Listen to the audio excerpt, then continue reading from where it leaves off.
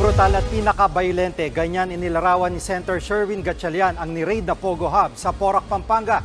Sa sobrang laki ng kumpanya, umabot sa higit 1 milyong pisong bill nito sa kuryente. Nasa frontline balitang yan si Gio Robles. Bakas pa ang talsik ng dugo sa kumot at maging sa mga pader sa loob ng umano'y torture chamber na ito sa ni-raid na Pogo compound sa Porac, Pampanga. Yan ang nakita sa inspeksyon kanina ni Senator Sherwin Gatchalian at Presidential Anti-Organized Crime Commission o PAOK. Tatlong Pogo Hub na nabisita namin. Ito na yata yung pinaka-brutal, pinaka-violente at pinakamalaking Pogo Hub na nabisita namin. Base sa mga bill ng kuryente ng Pogo compound, makikita kung gaano kalaki ang operasyon nito. Sa isang gusali nga, umaabot na sa mahigit 1.2 million pesos ang electric bill. Bukod dyan, napag-alaman din daw ni Gatchalian na halos sabay itinayo ang Pogo Hub sa Bamban Tarlac at Lucky South 99 compound sa Porac noong 2019. Dahil dyan, tinitingnan ngayon kung may koneksyon ba si Mayor Alice Go sa Porac Pogo Hub. Based information, meron siyang connection dito. Ang masasagot ko lang yung mga kausap niyang tao, nakita rin dito sa Pogo Hub na ito. So that's the link that we are referring to. Kung si Senator Win Gatchalian ang tatanungin, parehong may responsibilidad ang PAGCOR at LGU sa pag-usbong ng iligal na Pogo Hub na ito dito sa Porac, Pampanga. Naniniwala naman si Gatchalian na imposibleng walang alam si Mayor Jing Capil sa operasyon nito. Ayon pa sa kanya, malakas ang basihan para masuspende ang alkalde. Ayon kay Gatchalian, pwedeng idulog ng DILG sa Ombudsman ang pagsuspindi kay Porac Mayor Jing Capil. Nakakadismaya na ganitong kalaking Pogo Hub, hindi niya nalaman. Magsasampa naman ng kaso ang PAOK bukas laban sa dalawang nang-to-torture umano sa Pogo Hub. Higit 50 volt ang nakatakdang buksan ng PNP at CIDG sa loob ng Porac Pogo Hub ngayong linggo. Balak ng PAOK na irekomenda sa national government na gawing paaralan ng mga gusali sa Pogo Hub. Isang babaeng Chinese na sinasabing manager ng ni-raid na Pogo Hub sa Porac, Pampanga ang naharang ng Bureau of Immigration. Sinubukan daw niyang umalis ng bansa kahapon mula sa Davao International Airport. Eto, sigurado ito, bukas masasalsal na ito. Sigurado ako, meron na naman magsasabi dyan, wow. Kita nyo na, tumatakas sa Davao International Airport, wow. Kilala na sigurado yung ano dyan, yung nagpuprotekta dyan kasi Davao City yan, wow. Sigurado magagaganyan na naman yun. Wow. Sigurado yan, wala yan, sigurado, kita mo? Pag Pogo, talagang sa Davao City tatakas, Yung manager tatakas sa siguro ang protector niya, mga taga Davao City, wow. Gaganong-gano na naman siguro yun. Mga conspiracy tanga niya. Hindi conspiracy theory, conspiracy tanga. Wow. Diba? Nasa ilalim ng alert list ng immigration ang naturang Chino. Isa siya sa mahigit 800 empleyado ng Porac Pogo Hub na pinaghahanap ng mga otoridad. The preferred airports of these Chinese nationals coming in and out of the country are Clark, Palawan, Puerto Princesa, and Davao. For whatever reason, we don't know. Naku, yari. Bukas konektado na yun sa mga Duterte. Sure yan. Alam na natin yung mga ganyang galawan nila Kahit sinasabi dito, prepared, Palawan, Clark, Davao. Kasi yun ang mga international airport. Alam naman dumaan sa main. Siyempre hindi dadaan sa main. Dadaan sa mga international airport. Sigurado, bukas na bukas. Lagot ka kay wow. Duterte may kasalanan yan, wow. Wow. Sigurado ito.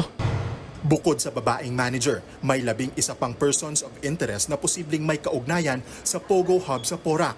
Ayon sa PAOK, kabilang dyan si Alberto Rodolfo de la Serna, ang dating executive assistant ni dating presidential spokesperson Harry Roque. Person of interest din ang nagngangalang Catherine. Nandun lang yung pangalan niya. Hindi, alam nyo kung bakit. Kasi marami naman nakatira dyan, hindi lang naman po yung Pogo dyan. Yan o isang komunidad. Tapos, na andun lang nagkataon yung papel, malay nyo na andun, at unang-una, wala naman na yan sa gobyerno ngayon. Alam mo, halatang-halata yung pagsalsal nila dito eh. Di ba? Na parang una, dating official daw to. Bakit nandyan yung papel? Eh kung naandyan man yung papel, eh naandyan din yung award pala ng HPG. Di ba? Eh hindi yung sa HPG. Ang HPG meron pa rin hanggang ngayon eh. Eh yan, hindi naman na yung empleyado ng gobyerno. At kung sakaling inilagay man niya ni dating Secretary Roque, eh, ang tanong dyan, eh yan ho ba ay hindi capable na gawin niya yung trabaho niya? Hindi yun ang dapat tanungin eh. Hindi yung, ay gwapo. Siguro. Mga chismosa tayo, no? Porkit gwapo. Ano to, kailangan? Bawal na ba ang pogi ngayon? Hindi, di ba? Ibig sabihin, pag pogi, wala nang karapatang maging matalino. Kailangan, pag pogi, tanga na. At incapable na pagka-pogi. Paano naman yung mga tulad namin?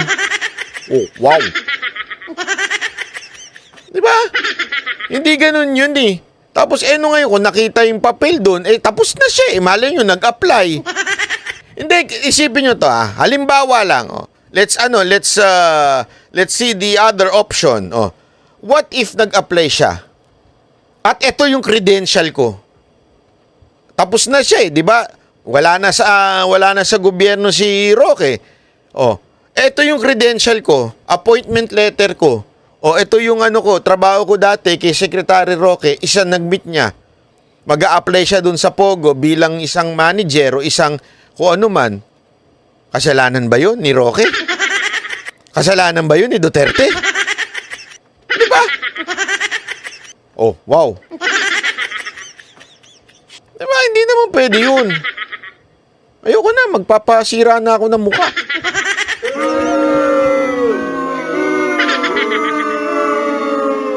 Baka isipin pa, kaya ako kinakausap ni Duterte kasi pogi ako.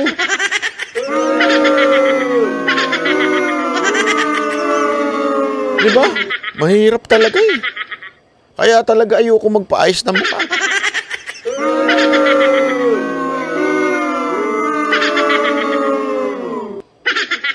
Ay nako, hindi. Ito seryoso na ha. Masyado tayo eh. Halata na to eh. Halata na yung masyado nyo kinukunik sa mga Duterte. Sinisiraan nyo si Roque kasi alam niyo si Roque isa sa pinakamatikas na tagapagtanggol ni Pangulong Duterte. So sisirain nyo yung credibility. Ganyan sila eh. Kasi nakikita nila wala silang lusot pag si Roque nagbigay ng argumento. Wala silang lusot eh. Ang galing nung mama eh. Diba? Talagang napakagaling pagdating sa argumento. Pahiya sila eh. So ang gagawin nila, since hindi nila kaya mag-counter argument sa mga issue, sisiraan nila yung credibility. Ito na yung paninira nila. Kita nyo na, pogi ang kinuha. Ano naman masama? Hindi, eto again wala ko sinasabing una, may pamilyado to si Roque Pero kung sakasakali namang, kunwari lang, chick boy siya, pwede sa chicks, pwede sa boy. I mean, problema pa ba natin yun? Bawal ho ba yun? I mean, illegal po ba sa bansa natin yun? Akala ko ba gusto nyo yung lintik na soji na yan? Tapos biglang may pogi lang na kinukulayan na natin. Di ba? Bakit? Hindi porket pogi, masamang tao. Sa kamera nga, ang daming pangit, pero masasama pa rin ugali eh. Sama pa rin ang mga record eh. Kita mo yung mga itsura ng mga congressman natin? Mukhang mga buhaya. Hindi ibig sabihin, pag pogi, masamang tao. Pag pangit, mabuti. Hindi ganun yun. Ang dami-daming pangit sa gobyerno, pero kita mo naman wala sa itsura yun. At hindi porket straight, matino. Tapos hindi wala ko sinasabing hindi straight si Roque may pamilya si Roque. Pero gano'n kasi ini-imply natin eh. Kaya nila kinukulayan niya, bakit kailangan kasamang pogi? Ano ngayon? Gusto niyo ba kasama niyo pangit? Di ba mas ako, kumari ako, gusto ko kasama ko pogi para at least pag may gusto magpa-picture sa akin, sa kanya na lang kaysa sa akin. Di ba? Ayaw ni Rocky magpa-picture sa kanya na lang. Di ba? Wag ganun. Hindi naman tama 'yun na masyado yung inaano dahil pogi lang yung mama. Ang sama naman yun. Kasi kayong mga pasensya na kayong mga bangag vloggers, wala na kayong makitang issue. Hindi nyo kayang i-counter argue yung mga sinasabi nila Roque. Kaya kung ano nung pinipersonal nyo na lang eh. Yan lang yung mga hirit ninyo, pampersonalan eh. Hindi nyo kaya mag-counter argument. Kaya puro ad hominem na lang binabanat ninyo. Anong masama dun kung ganun? Bira, oh. Kayo talaga? Oh. Cassandra Ong na tumatayong kinatawan ng Lucky South 99 base sa mga dokumento. Oh, tama to si isa. Oh. Si Mocha nga, kinuha akong chief of staff, pogi.